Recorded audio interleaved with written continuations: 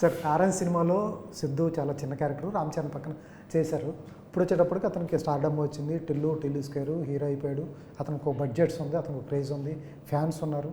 ఈ టైంకి ఆ టైంకి అతనిలో ఉన్న చేంజెస్ కొద్ది గొప్ప మారుతూ ఉంటాయి. ప్లస్ అతనికి బేసిక్గా రైటర్ కాబట్టి అతను రైటర్ అప్పుడప్పుడు బయటకు వస్తుంటాడు. డైరెక్షన్ చేయాలన్న ఆలోచన అతనికి ఉంది కాబట్టి అతనిలోంచి డైరెక్టర్ కూడా అప్పుడప్పుడు బయటకు వస్తుంటాడు. అతను వేళ్ళు కాళ్ళు అన్నీ పెడతాడని ఒక రూమర్ ఒకటి ఉంది. అటువంటి ఏమైనా భాస్కర్ దగ్గర సాగినాయా? అంటే వన్ థింగ్ ఇప్పుడు సిద్ధు నేను ఎప్పటి నుంచో చూస్తున్నా. సో సిద్ధు అంత హైట్స్ రావడానికి తనలో ఉన్న టాలెంట్ ఇంపార్టెంట్. తనలో ఉన్న ఆ టాలెంట్ లేకుండా రాలేడు కదా. అది పర్ఫార్మెన్స్ కావచ్చు, వెరీ స్పాంటేనియస్ డైలాగ్స్ చెప్తుంటాడు. ఇప్పుడు నేను ఒక డైలాగ్ పేపర్ ఒకటి ఇచ్చానంటే అలా దాన్ని అదే అతను చెప్పేటప్పుడు వేరేలాగా ఉంటుంది. ఫుల్ ఎనర్జీ, వేరే ఒక లైఫ్ వస్తుంది, యాడ్ అవుతుంది. అండ్ దెన్ తను ఒక మంచి రైటర్గా తన లోపల ఉన్న విషయం ఇవన్నీ ఉంటాయి.